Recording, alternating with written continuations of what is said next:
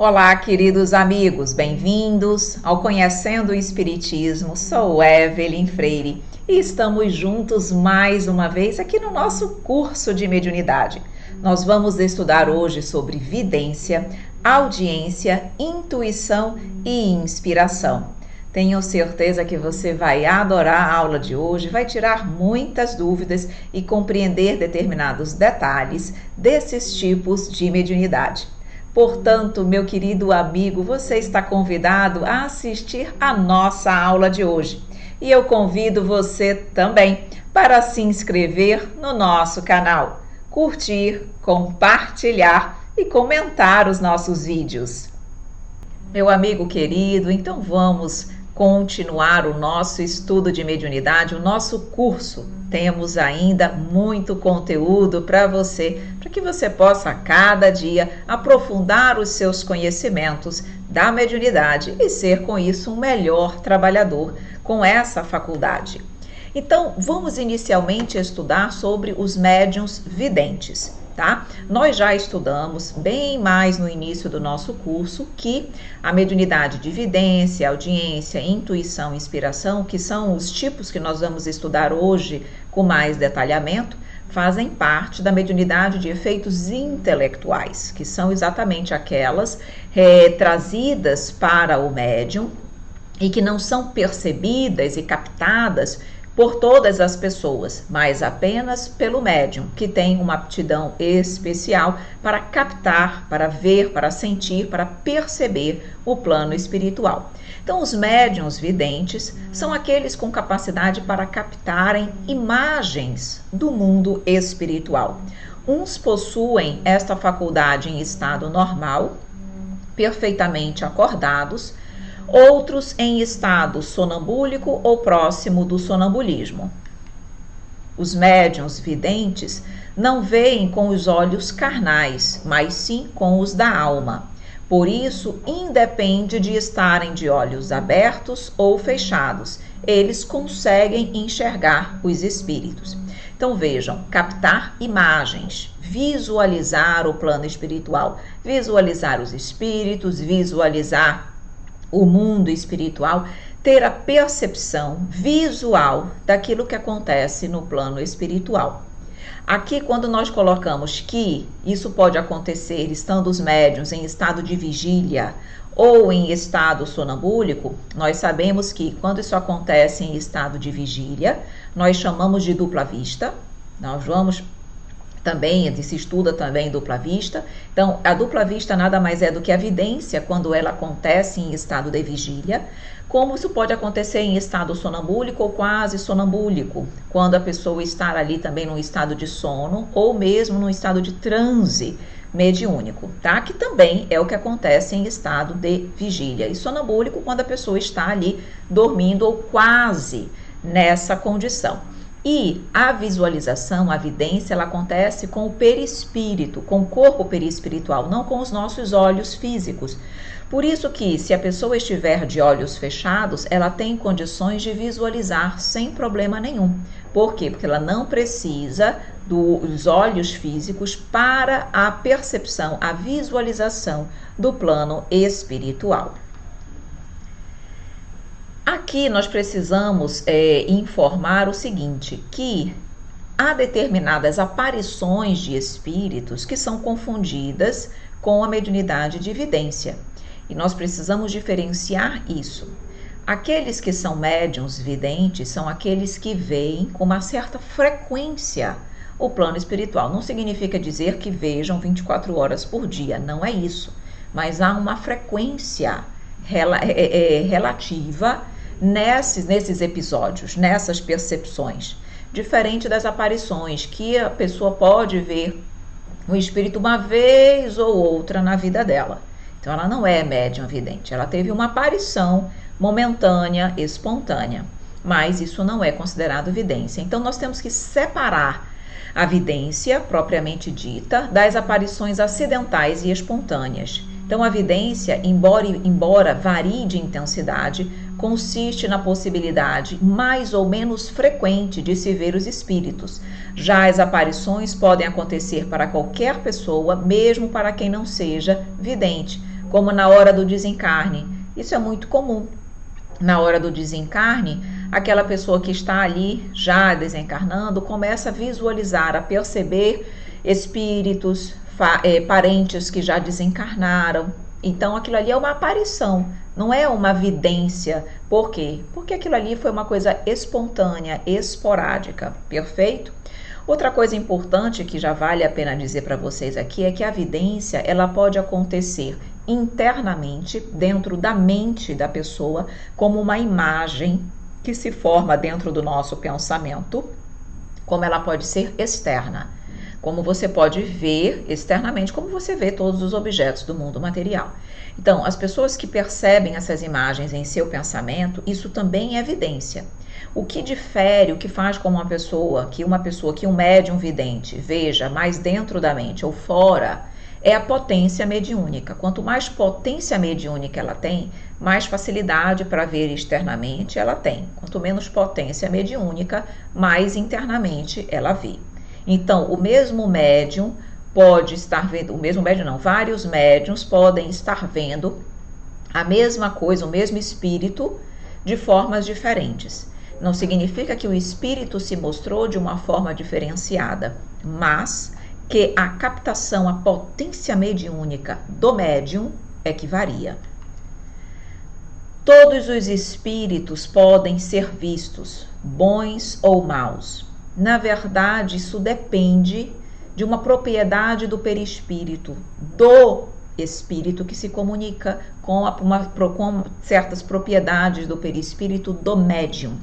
Tem que haver uma combinação de fluidos perispirituais, uma afinidade entre esses fluidos perispirituais para que a vidência possa se dar.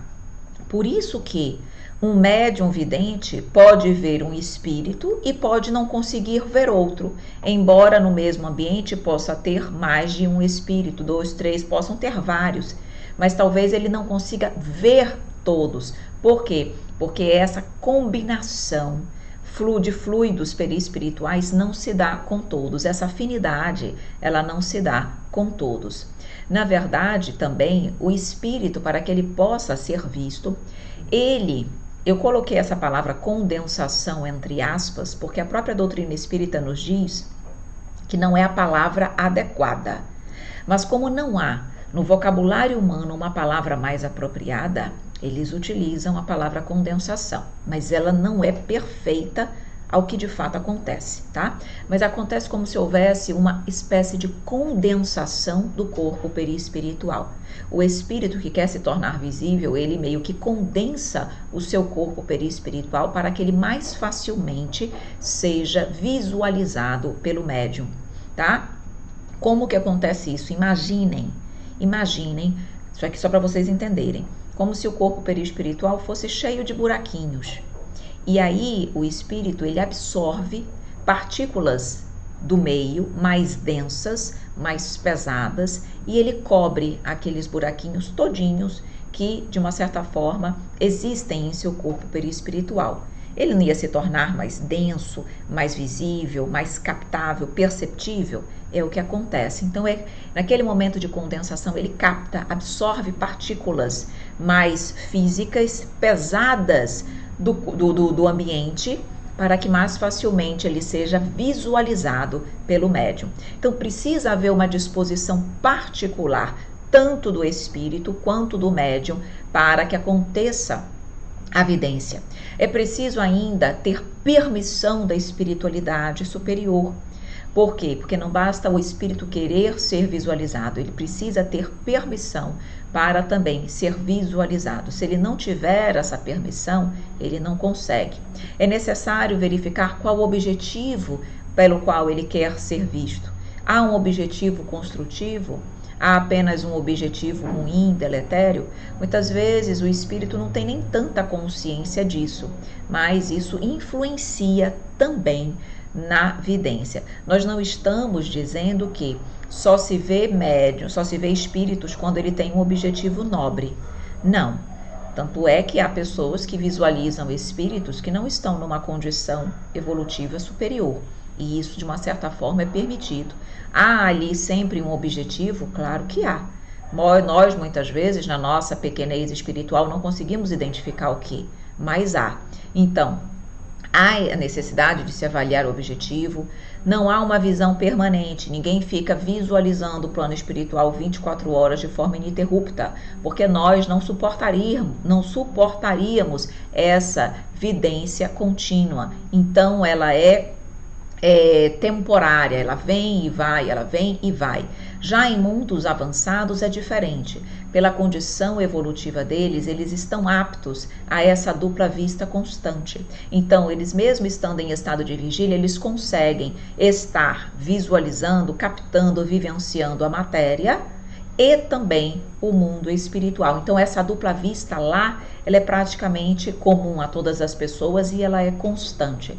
Mas nós ainda não temos essa condição de suportar, de ter equilíbrio emocional visualizando o plano espiritual a todo momento. A conversação, ela pode ser articulada, verbalizada, ou ela pode ser pelo pensamento, que é a telepatia. Nós sabemos que o pensamento é a comunicação, é a linguagem universal dos espíritos. Todavia, não significa que ao chegarmos no plano espiritual, nós já vamos estar ali nos comunicando pela telepatia. Não, isso também é algo que vai sendo adquirido, aprendido, a partir do momento que se vai evoluindo e conhecendo mais sobre o plano espiritual. Então, quando os espíritos se veem e se fazem visíveis para nós encarnados, eles podem verbalizar ou eles podem se comunicar pela telepatia. Então, precisamos estar atentos, porque muitas pessoas dizem, eu vi um determinado espírito, mas ele não falou nada, ele ficou calado. Será mesmo? Será que ele realmente não falou ou você estava esperando que ele verbalizasse? Lembre que ele também poderia estar se comunicando pelo pensamento, mas você não estava captando, percebendo, atento a esse detalhe. Então, perceba isso também. A aparência, eles podem adquirir aparências fantásticas, aparências diferentes, aparências diabólicas, eles podem, porque nós já estudamos sobre a propriedade plástica do perispírito, então ele pode plasmar, moldar o seu corpo perispiritual com a aparência física que ele desejar, e da forma que ele se plasmar, ele vai se mostrar. Então, conquanto ele esteja essencialmente com o tipo humano, ele pode também apresentar-se com uma aparência diferente, diabólica, animalesca, com enfermidades e lesões perispirituais, sem problema nenhum. Tudo isso pode acontecer. Não significa que ele seja um animal, não significa que ele seja um diabo, não significa nada disso. Significa apenas que ele plasmou a forma física perispiritual dele da maneira que ele desejou. No tocante às vidências durante a noite, não é que a vidência só aconteça à noite, no caso das aparições noturnas, não é isso. Apenas que determinadas vidências não podem ser percebidas durante o dia. Por quê? Por conta da claridade. Como às vezes a potência mediúnica do médium ela é pequena, quando a vidência acontece durante o dia também, só que o médium que tem pouca potência mediúnica e não consegue captar a imagem com a claridade do dia. Então, durante a noite, sem a claridade do dia, que não, de uma certa forma, não ofusca, ele tem condições de visualizar melhor. Então, aparentemente, se pensa que as vidências só acontecem à noite. Não. Na verdade, elas acontecem de qualquer hora do dia. Não tem essa diferenciação. Os espíritos, ao se tornar visíveis, eles podem se tornar tangíveis, num processo ali de materialização.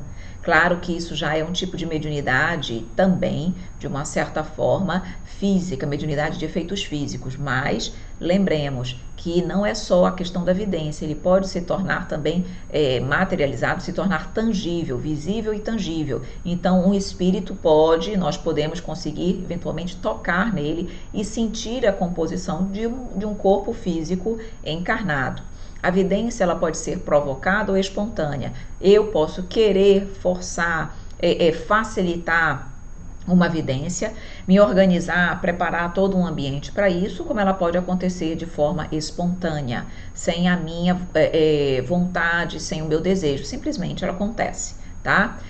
A forma, o que eu vou visualizar, depende muito da potência mediúnica. O médium pode ver um espírito como se fosse uma chama, como se fosse um clarão, de uma forma mais vaporosa, diáfana, ou pode ver de uma forma nítida, como se estivesse vendo um ser humano, nós. Pode ver o espírito completo, pode ver partes do corpo espiritual. Não significa que o espírito se mostrou aos pedaços. Não, ele se mostra de forma integral. Mas a potência mediúnica do médium é que faz a diferença. Então, 3, 4, 5 médiuns videntes podem estar vendo o mesmo espírito. Um vê de uma forma nítida, perfeito, como se sem diferença de um encarnado. Outro pode ver um clarão, outro pode ver como se fosse um holograma, o outro pode ver uma chama. Tudo depende da potência mediúnica e não da forma como o espírito se mostra.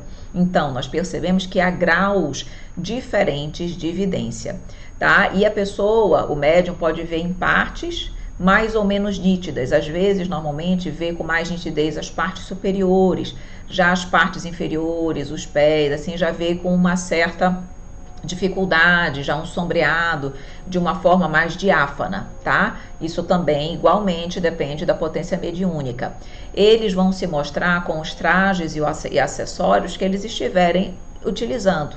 Como nós podemos plasmar as coisas no mundo espiritual, as roupas, os objetos, utensílios, tudo isso pode ser plasmado pela força do pensamento e da vontade, da mesma forma que se plasma o corpo perispiritual. Então, isso pode acontecer e faz com que as coisas apareçam e surjam. Então, determinados acessórios são visualizados por quem está, pelo médium vidente, sem problema nenhum.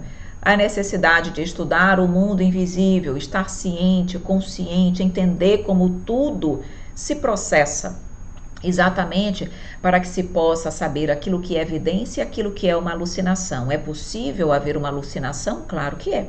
A depender da condição da pessoa, daquilo que ela tiver ingerido, se ela está bem, se ela está mal, se ela está com saúde ou não, se ela está com a mente perturbada ou não, ela pode ver um processo de alucinação e achar que é uma evidência. Então, por isso a necessidade de nós estudarmos, realmente estarmos equilibrados, para que nós mesmos, através do nosso conhecimento, saibamos aquilo que é uma evidência, aquilo que não é.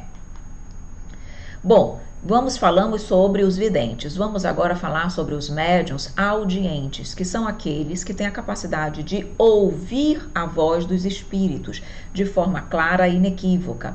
Assim como na vidência, que ela pode ser interna ou externa, a audiência também. Eu posso ouvir internamente, na minha mente, uma voz, como eu posso ouvir externamente, tá? Claro que depende também da potência mediúnica e muitas vezes não, acontece com naturalidade que as pessoas, os audientes, eles começam ouvindo internamente, mas com a prática, com o exercício da mediunidade, com a depuração e com o estudo, essa potência, essa mediunidade, ela vai se desenvolvendo, ela vai se ampliando e aí vai passando a ouvir externamente. Começa com leves chiados, assobios, como se fosse uma rádio, aquele chiado de rádio mal sintonizada.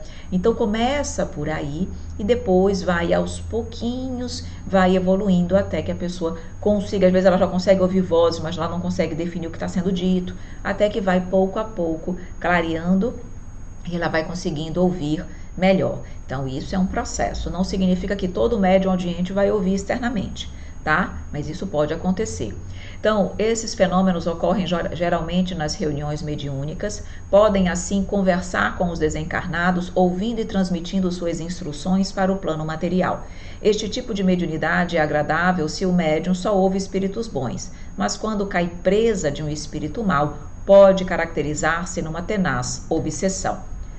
Então, quem é médium audiente ouve todos os tipos de espíritos, tanto os bons quanto aqueles não tão bons. Faz parte da mediunidade e é importante que seja assim. Por quê? Porque se a mediunidade, o objetivo dela é essencialmente a caridade, amparar, auxiliar as pessoas, como é que eu irei ajudar um espírito necessitado se eu só conseguisse ouvir os espíritos sublimados? Então não faz sentido. Então tenho mesmo que ouvir a todos.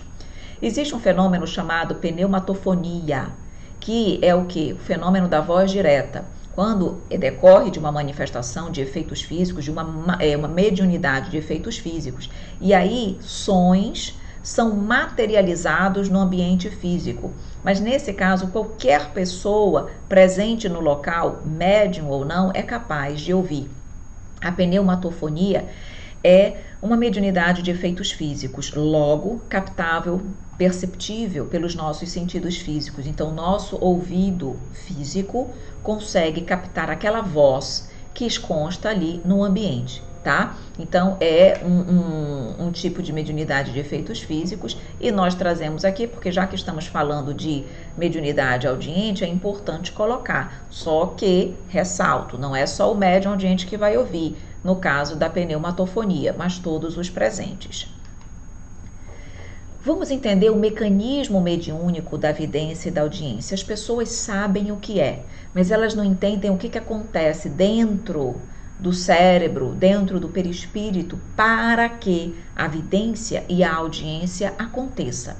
Então, nós vamos trazer essa informação para vocês. Vejam, o mentor espiritual responsável pela preparação do fenômeno, seja vidência, seja audiência, aproxima-se do médium e aplica forças magnéticas sobre o seu chakra coronário, aqui em cima, no topo da cabeça.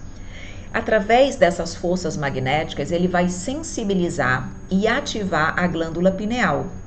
E a glândula pineal vai produzir um hormônio chamado melatonina.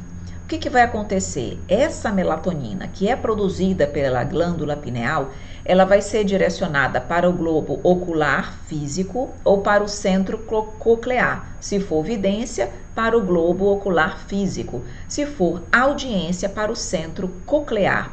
E essa melatonina, ela vai isolar momentaneamente o nervo óptico ou auditivo do corpo físico. Nós estamos falando do corpo físico, então a melatonina, ela isola, ela é como se ela colocasse o nervo óptico e o auditivo em estado de anestesia. Eles ficam sem atuar no corpo físico, tá? Que eles são responsáveis pela condução de imagens, o nervo óptico, e o nervo auditivo pelos sons ao cérebro. Então, como o nervo óptico e o auditivo, eles não vão receber sons ou imagens, o médium perde temporariamente a visão ou a audição física, porque o nervo óptico e ou o nervo auditivo estão isolados pela ação da melatonina. Então ele deixa de ouvir ou ele deixa de ver o mundo físico, porque ele não vai ver e ouvir o mundo espiritual. Pois muito bem, então é como se ele estivesse parando de ouvir e de ver para passar a ver e ouvir o outro, tá? E aí o que vai acontecer? Em seguida, o mentor espiritual passa por processos fluídicos, aumentando a tela fluídica do chakra frontal, aqui na testa, permitindo que imagens e sons percebidos pelos olhos e ouvidos perispirituais do médium cheguem até o nervo óptico ou auditivo do corpo físico e, através deste, sejam conduzidos até o cérebro físico, na parte do córtex cerebral responsável pela visão e pela audição. E o médium passa a ver e ouvir as coisas do mundo espiritual. Então, o que acontece? O nervo óptico e auditivo do corpo físico estavam isolados pela ação da melatonina. Vem o mentor espiritual, atua no chakra frontal, aumenta a tela fluídica do chakra frontal e permite que imagens e sons captados pelo perispírito possam chegar até o nervo óptico e auditivo do corpo físico do médium, porque ele não estava mais percebendo nada do mundo físico, mas ele vai passar a perceber do mundo espiritual. E aí é nesse momento que chega até o cérebro físico e ele consegue visualizar e ouvir com o corpo físico. Então, tudo começa no corpo perispiritual e é transferido para o corpo físico, mas graças à ação da melatonina que isolou aqueles nervos no corpo físico inicialmente. Esse isolamento, essa ação da melatonina pode ser completa ou pode ser parcial. Quando ela é completa, o médium não consegue ver e ouvir nada do mundo físico, só do plano espiritual. Quando isso é parcial, quando esse isolamento é parcial, ele consegue ver e ouvir tanto do mundo físico quanto do mundo espiritual. Tá? Então não tem pessoas que conseguem, por exemplo, ver os espíritos, falar com os espíritos e continuar vendo as pessoas e as coisas do mundo físico? Não existe isso. Como? Porque o isolamento é parcial, não é completo. Então não bloqueou completamente a visão e a audição física da pessoa. Se bloquear completamente, a pessoa naquele momento só ouve e só vê o mundo espiritual. Perfeito? Então vamos seguir. Aqui trazemos um pouquinho para você visualizar isso que nós já dissemos. Então vejam aqui na primeira figura, com uma das mãos, o mentor envia fluidos em direção ao chakra coronal e com a outra ao chakra frontal do médium. Então nós estamos vendo aí a atuação dupla do mentor espiritual, tá? Neste processo fluídico, o médium consegue ver as imagens vistas pelo perispírito e que estão em dimensões que variam do ultravioleta ao infravermelho e momentaneamente são interpretadas pelo córtex cerebral físico. Vejam agora aqui na segunda figura, tá? O chakra coronário no topo da cabeça é utilizado para isolar o globo ocular e o chakra frontal é utilizado para conduzir imagens perispirituais ao córtex cerebral do médium. Então, isola tudo aquilo que pode fazer com que o médium capte imagens do mundo físico, permitindo que, através exatamente do chakra frontal, que também é magnetizado, permite que as imagens captadas pelo perispírito, ou seja, as imagens do mundo espiritual, sejam direcionadas ao córtex cerebral do médium e também captadas por ele. Interessante estudarmos esse mecanismo mediúnico. Bom, seguindo aqui também, então vejam bem, há aí mais uma oportunidade de nós visualizarmos o isolamento do globo ocular. O mentor, então, ativa os nervos da visão do médium, que passa a ver pelos olhos perispirituais. Então, a partir do momento que ele isola o globo ocular, para que não veja as coisas do mundo físico, ele consegue ativar a visão espiritual. Lembrando e reforçando que esse isolamento pode ser completo ou parcial. Meus queridos amigos, vamos agora então estudar a mediunidade de inspiração e de intuição. Já vimos vidência e audiência e vamos agora entender sobre essas duas mediunidades, esses dois tipos de mediunidade que normalmente geram muita confusão para as pessoas. São termos assemelhados e muitas vezes as pessoas entendem que tem o mesmo significado, que seja a mesma coisa. E não é verdade. Inspiração é uma coisa e intuição é outra. Então, o que é inspiração?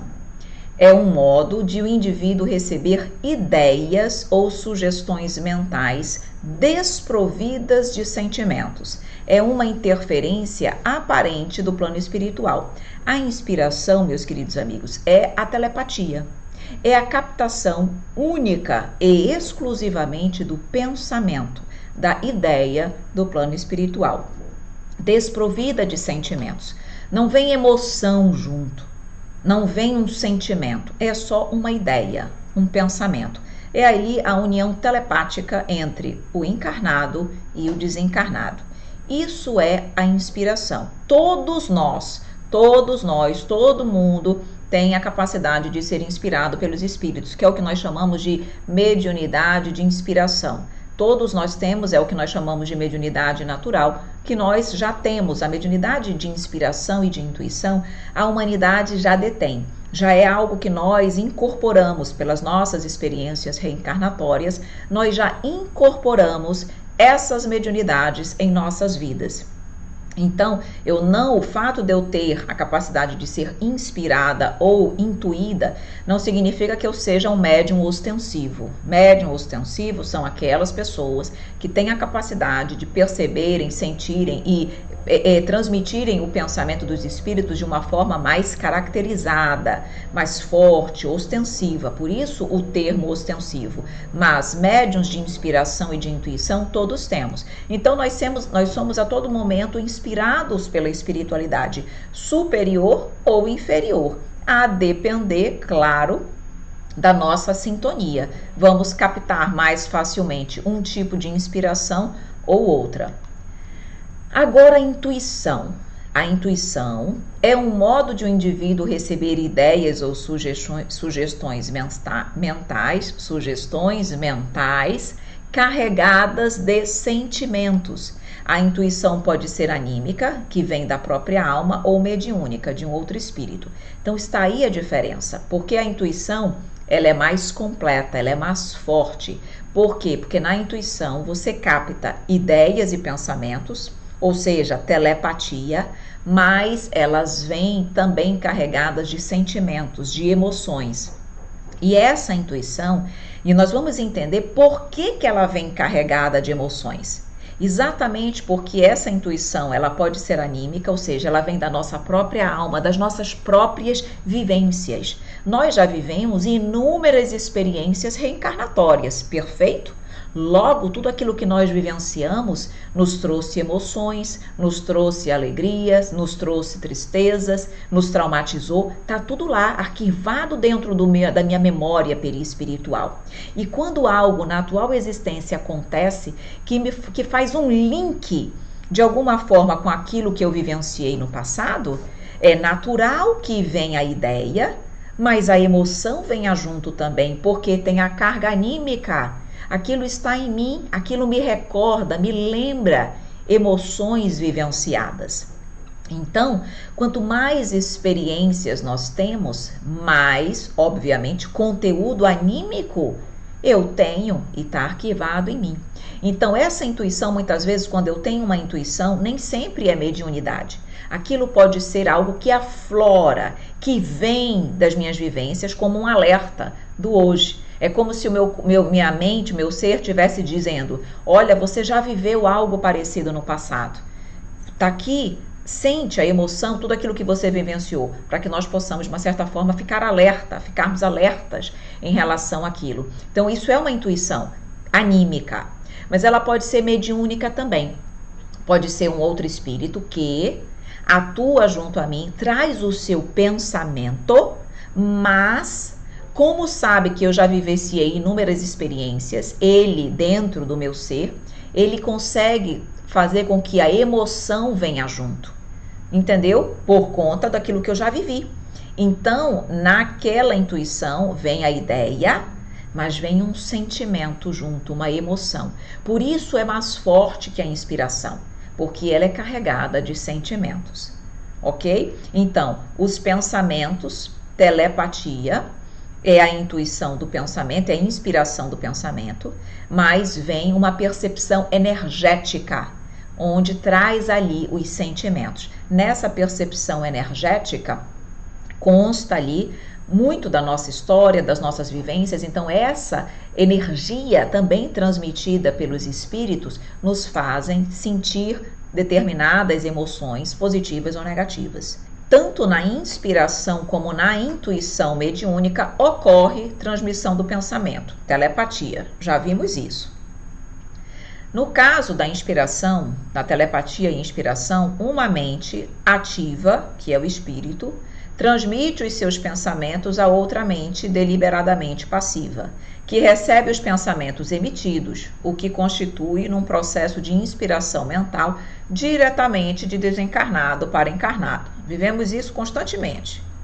No caso da intuição, telepatia e intuição, além de o médium deixar-se inspirar por outro espírito desencarnado, porque é pensamento, ele também assenhoreia-se dos seus problemas venturosos e aflitivos, vai lá buscar a nossa carga emocional das nossas experiências, assim como às vezes recepciona mensagem espiritual educativa, que ultrapassa o seu entendimento ou concepção comum que tem da vida. Então, no caso da intuição, além do médium deixar-se inspirar, ele também assenhoreia-se dos seus problemas venturosos ou aflitivos, ou seja, o espírito se utiliza do médium, absorve, capta. O assenhorear-se aí é tomar para si os problemas do médium, e isso faz com que as energias que ele emita despertem, acionem no médium emoções também.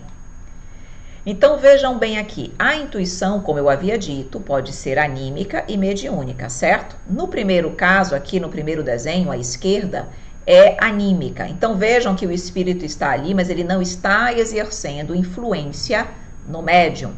Ali, a influência é única e exclusivamente do próprio perispírito do médium, que traz as suas emoções, os seus traumas, as suas vivências e joga para o corpo físico. Então, o médium sente aquela intuição, aquele pressentimento, algo que ele sente, mas aquilo é dele, não é ainda de um espírito. Na mediúnica é diferente.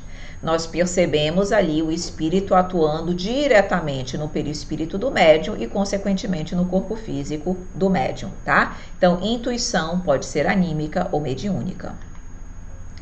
A intuição anímica. A intuição anímica é o conjunto de conhecimentos próprios adquiridos ao largo das múltiplas experiências do ser, que lhe aflora a mente espontaneamente, sem necessidade de ninguém lhe transmitir nada, pois tais conhecimentos pertencem ao seu universo peculiar e subjetivo de conhecimentos. É a sua história, é a sua experiência. Então aquilo pode aflorar a qualquer momento. Não precisa ser transmitido por ninguém. Por isso é anímica, decorre nesse conjunto de conhecimentos que nós temos. No livro Allan Kardec, Zeus o Antuil, que foi um ex-presidente da FEB, cuidando da mediunidade atribuída ao codificador, afirma que a intuição é a fonte de todos os nossos conhecimentos, com certeza. Por quê? Porque a intuição ela faz com que aflore os nossos conhecimentos adquiridos nas nossas múltiplas experiências reencarnatórias. E conquanto eu possa não lembrar desses conhecimentos completamente, a depender aí do meu planejamento reencarnatório e da lei do esquecimento, mas a intuição ela traz isso, tá ali. Por isso que consta que a intuição é a fonte de todos os nossos conhecimentos, referindo-se aos conhecimentos que o ser angaria ao largo de todas as suas experiências anteriores, certo? E aqui vamos então trabalhar a intuição anímica, que é o objetivo do nosso estudo hoje, entender a mediunidade por intuição. Então, na intuição mediúnica, o médium absorve pensamentos e sensações de um outro espírito. Vejam bem, além de pensamentos, que é a inspiração, absorve sensações de um outro espírito. Na intuição mediúnica, a pessoa tende a sintonizar-se mentalmente e harmonizar-se vibratoriamente com o indivíduo que está emitindo. Ou seja, quando ele sintoniza mentalmente, ele capta telepatia, certo? Quando ele se harmoniza vibratoriamente, ele vai captar o quê? Emoções, sensações do espírito, tá? Então percebam que a intuição ela nunca vem só com pensamento, ela sempre tem emoções anímicas, decorrente das minhas próprias experiências, ou em decorrência dessa harmonia vibratória que se estabelece com o espírito que está ali presente. Então, olhem aí as duas figurinhas, sintonia mental e sintonia vibratória, ou seja, as vibrações é como se elas estivessem unindo os dois seres, médium e espírito comunicante. Para esta sintonização, a pessoa pode se manter consciente ou pode se concentrar para facilitar a percepção das ideias, pensamentos e sentimentos. Ou seja, a pessoa pode continuar fazendo o que ela está fazendo e assim mesmo ela captar aquela intuição, ou ela pode parar, se concentrar para captar melhor aquele pensamento, aquela ideia, aquele sentimento que lhe vem, tá? Então tem pessoas que estão fazendo alguma coisa, mas vem aquela intuição, elas não deixam de estar consciente fazendo o que elas estão fazendo, mas elas já captam. E aí, em outros momentos, ela pode parar e se concentrar um pouco mais para perceber melhor tudo aquilo que lhe chega.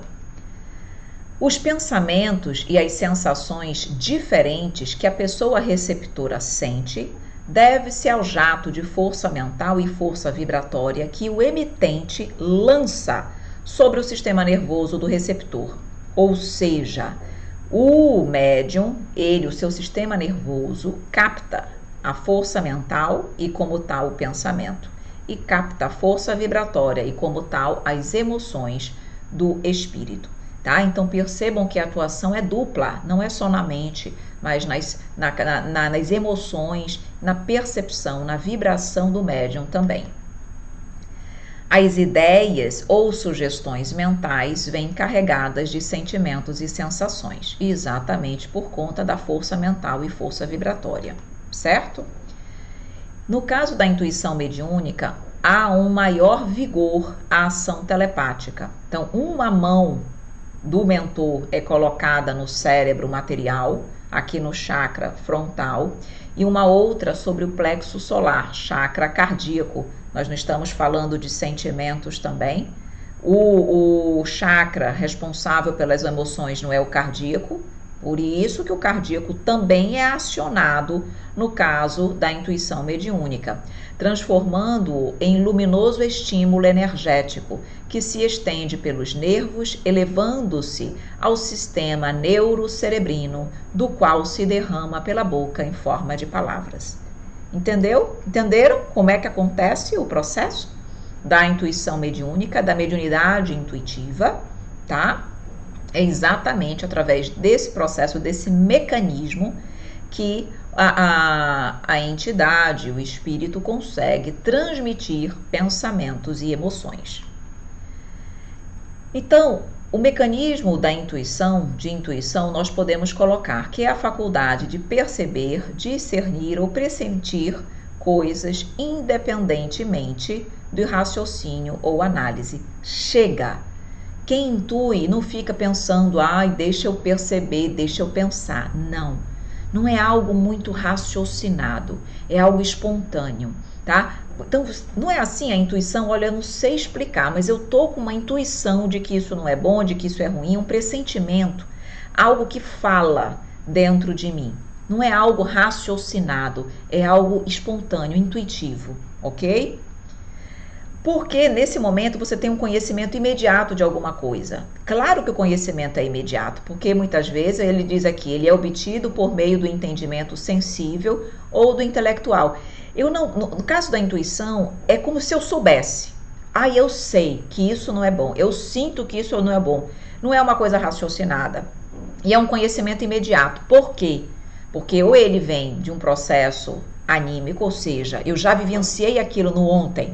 Então eu sei, eu tenho conhecimento imediato no hoje, porque eu já vivenciei aquilo no passado, certo? Então não é muito raciocinado, ele simplesmente vem, brota aquela intuição, porque aquilo decorre das tuas vivências. E o próprio espírito, quando traz, em função da força vibratória, traz aquele pensamento, traz aquilo, ele também está, de uma certa forma, se assenhoreando dos teus conhecimentos, das tuas vivências, dos teus traumas. Então ele consegue fazer com que aquilo te chegue no hoje de uma forma, com um conhecimento claro, imediato daquela situação, de alguma coisa. O conhecimento antecipado, a intuição também decorre de um conhecimento antecipado, caracterizado por um pressentimento ou por uma presciência de algo que poderá acontecer. Aí a intuição ela já vai um pouquinho para a mediunidade de pressentimento, que é um desdobramento da intuição, tá? A mediunidade de pressentimento é aquela capacidade que as pessoas têm de pressentir o futuro. Esse pressentimento, essa capacidade de presciência pode ser algo vago, uma leve impressão, uma vaga impressão, sem que você consiga definir muito bem as coisas, como ela pode ser nítida, a ponto de você visualizar coisas, saber detalhes daquilo que você está pressentindo. Isso varia para quem tem mais ou menos mediunidade de pressentimento, tá? E quando a mediunidade de pressentimento, ela normalmente se restringe a coisas mais pontuais, a coisas que se referem a determinadas pessoas, é uma coisa mais restrita. Quando essa presciência ela é global, ela envolve a humanidade, por exemplo, ela é chamada de mediunidade profética. Por quê? Porque não é algo restrito a umas pessoas, a alguma pessoa, é algo que envolve a humanidade. Então, a mediunidade, ambas se referem à presciência, ao pressentimento do futuro, mas uma é mais restrita, a outra é mais global. Conhecimento, então, o mecanismo da intuição envolve o conhecimento da essência das coisas, que é a capacidade de enxergar além das aparências. Exatamente, porque a essência vem das nossas vivências anteriores. Então, como aquilo já foi vivido de forma muito mais intensa, hoje ela chega. Eu conheço a essência, eu não vejo só a aparência, só aquilo que está óbvio, só aquilo que está externo. Eu consigo ir mais além em função daquilo que eu vivi. Para o Espiritismo, a intuição não constitui em si uma faculdade mediúnica específica, mas uma forma de a mediunidade se expressar, tá? Então, e todos nós, para que possamos ter uma mediunidade ostensiva, precisamos ter a capacidade de sermos intuídos. Por isso ele coloca aí que ela é necessária para que a intuição ela é necessária para que a mediunidade aconteça, para que nós possamos expressar o pensamento dos espíritos.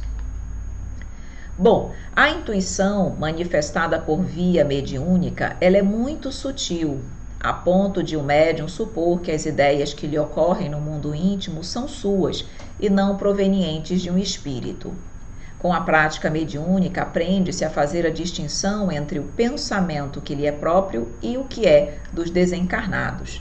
Kardec afirma que os médiuns inspirados e os de pressentimento são uma variedade dos intuitivos.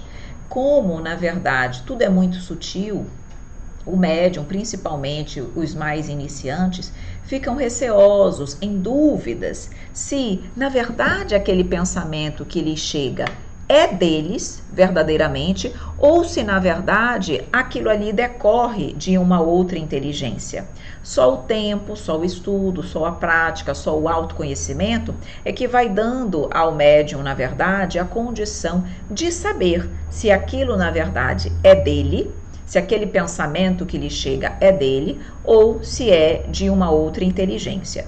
O tempo, nós não devemos parar de trabalhar com a mediunidade, nós não devemos parar de estudar, nós devemos continuar, porque é a continuidade do estudo e da prática e do exercício que vai nos dando a capacidade de distinguir, de discernir melhor as nossas ideias da do outro. A intuição é a forma preferida de que os bons espíritos se utilizam para transmitir um conselho, uma sugestão ou alerta. Então, nós somos aí a todo momento inspirados pela espiritualidade. E eles utilizam a intuição por quê? Porque eles trazem a emoção. A emoção nos fala muito. A emoção, ela mexe conosco. Quando é só um pensamento, podemos ali abraçar ou rechaçar. Mas quando vem uma emoção, nós não paramos mais. Poxa, eu sinto. É diferente quando vem um pensamento e um sentimento. Fala mais forte, nos toca. Quando é uma sugestão, quando é um alerta, nós normalmente temos mais propensão para ouvir quando é um aviso decorrente de uma intuição do que por uma simples inspiração. Também pode manifestar-se na forma de lembranças, seja para atender o planejamento reencarnatório ou até por um espírito obsessor. As lembranças também são muito interessantes porque vêm as imagens. Lembranças são imagens. Então podem vir imagens e isso faz com que nós também acabamos dando mais importância àquele aviso, àquele alerta, se for por um espírito obsessor, aquela informação, e aí vai nos trazer medo, mal-estar, enfim, coisas negativas. Então não é só o pensamento, não é só a emoção, mas lembranças, imagens também podem ser jogadas dentro do nosso cérebro para que nós possamos, ao captar aquelas imagens, de uma certa forma, como se fosse ali uma lembrança de vidas passadas, também ter em nós acionado um alerta, um pensamento, alguma coisa que seja útil, se for pela espiritualidade amiga, ou que nos prejudique, se for por um espírito ainda infeliz ou mesmo obsessor. Perfeito? Meus queridos amigos, é isso.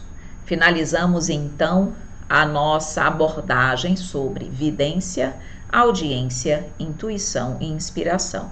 Uma aula com certeza fundamental, trouxe para você detalhes importantes sobre esse processo. Então, nós devemos realmente estudar. Faz uma diferença muito grande, não faz? Pois muito bem. Vamos então agora para a nossa parte prática. Estamos aí já na fase de fusão de fases, já bem mais adiantados, captando vários tipos de problemas, dificuldades, situações que acontecem durante a reunião mediúnica e, claro, a complexidade de tudo se amplia.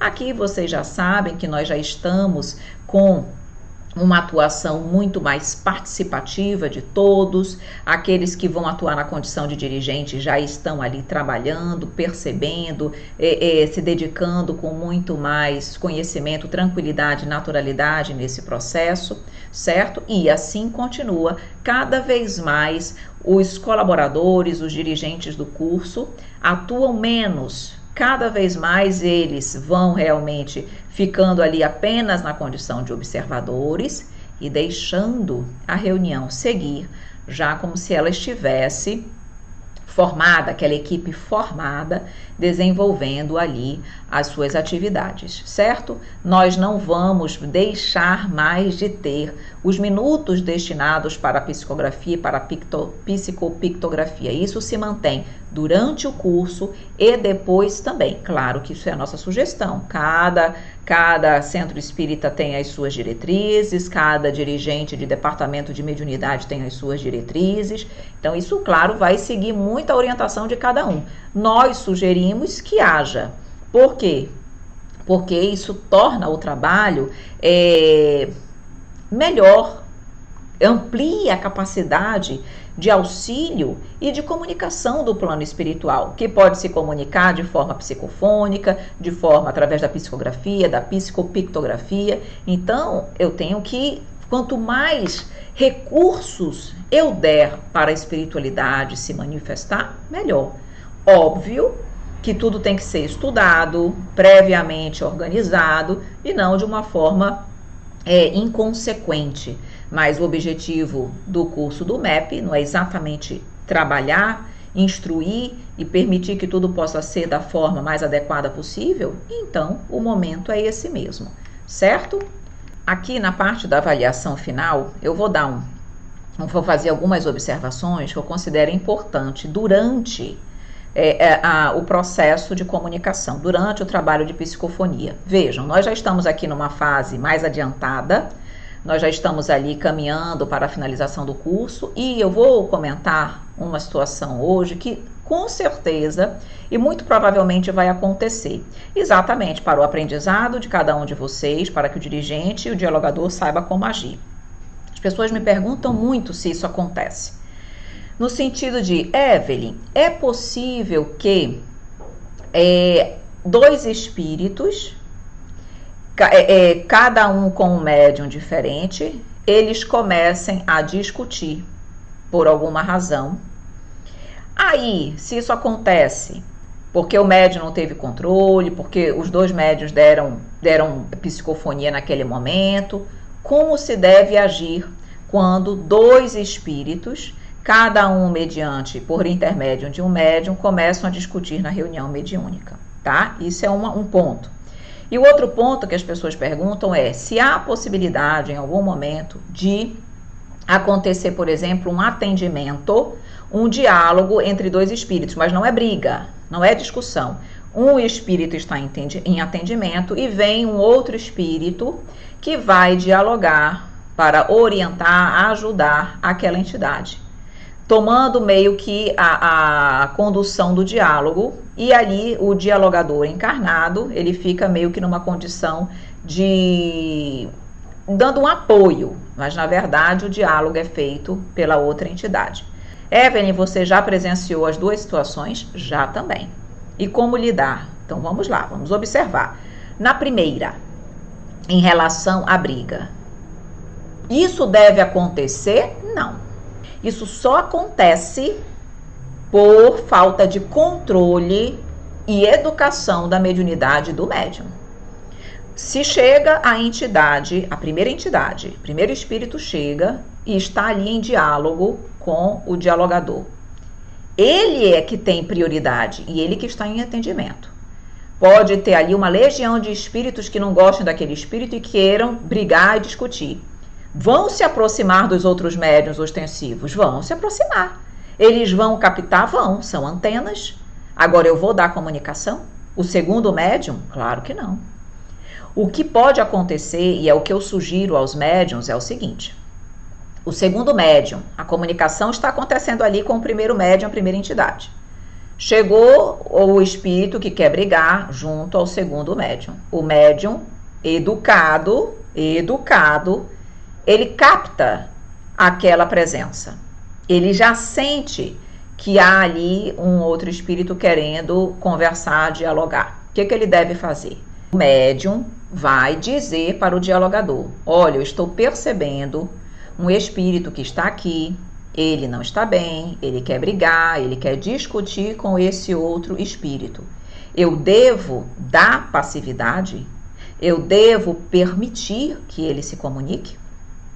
O médium fez a parte dele, avisou. Ele, a depender da orientação do dialogador, ele vai ou não dar passividade. O dialogador, em geral, é quase que a regra, vai dizer que não. Por quê? Porque o objetivo ali não é permitir brigas e discussões. O objetivo ali é amparar, auxiliar e acolher. Então, muito provavelmente, se ele deixar que o outro se comunique, vai trazer uma desarmonia para a reunião mediúnica. Então, não deve, em regra, ser aquilo que deve ser colocado. Pode acontecer, Evelyn, de ser necessária essa manifestação por alguma razão, precisar desse enfrentamento? Pode ser. Mas aí cabe, se o dialogador não tiver essa percepção, essa intuição, porque ele está ali em constante intuição com a espiritualidade que está acompanhando ele também. Cabe ao dialogador intuir, buscar esse auxílio da espiritualidade, da equipe espiritual, para perceber se naquele caso, excepcionalmente, aquela comunicação, aquele enfrentamento pode ser útil. Se o dialogador ele mesmo não conseguir perceber isso, o dialogador pode passar a informação ao dirigente para que o dirigente oriente o que fazer, ou ainda pedir ao médium que o médium procure se conectar com a espiritualidade superior, já que ele tem mais facilidade para isso, e perguntar do dirigente, da equipe, do mentor espiritual, se aquela comunicação deve ou não ser dada, se ele deve ou não permitir que o espírito que quer ali fazer o enfrentamento se comunique. E aí a espiritualidade, se não for útil, ela vai dizer não. Se for útil, ela vai dizer sim, por isso, por isso, por isso. E aí vamos supor que ela diga não, o dialogador vai dizer, então não dê passividade, e não vai ter briga. Se o dialogador disser e perceber que é necessário, ele vai dizer sim, dê passividade. E aí vai haver a passividade, mas ele já foi orientado. Então ele já vai saber mais ou menos por que é importante e necessário aquele enfrentamento. Então tudo indica que vai haver um diálogo, mas de qualquer maneira, mesmo que isso aconteça em situações excepcionais, vocês já estão vendo que são situações excepcionais. Mesmo que isso aconteça em situações excepcionais, os dialogadores e o dirigente têm que ficar duplamente atentos. Por quê? Porque qualquer excesso, eles têm que podar. Eles têm que podar. No sentido de dizer, se você, para um ou para outro espírito, não se acalmarem, não serenarem o coração, a comunicação vai ser suspensa. Porque aqui tem que ter disciplina.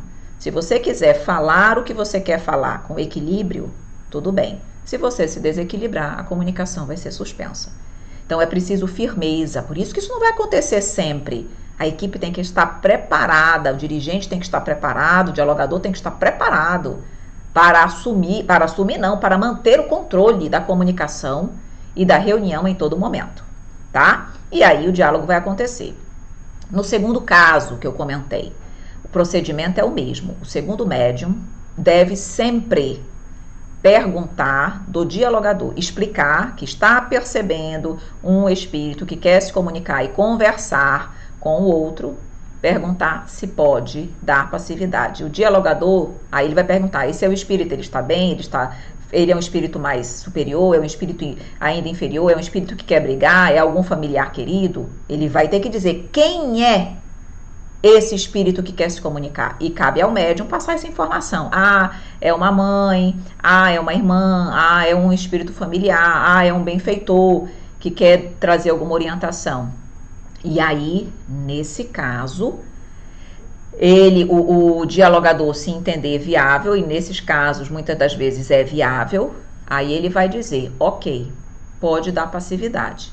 E ele ainda vai dizer o momento. Isso já aconteceu comigo também. O médium disse, Evelyn, tem um espírito assim, assim, que quer conversar com o outro. Aí eu senti a intuição, a gente tem que estar em conexão com a espiritualidade.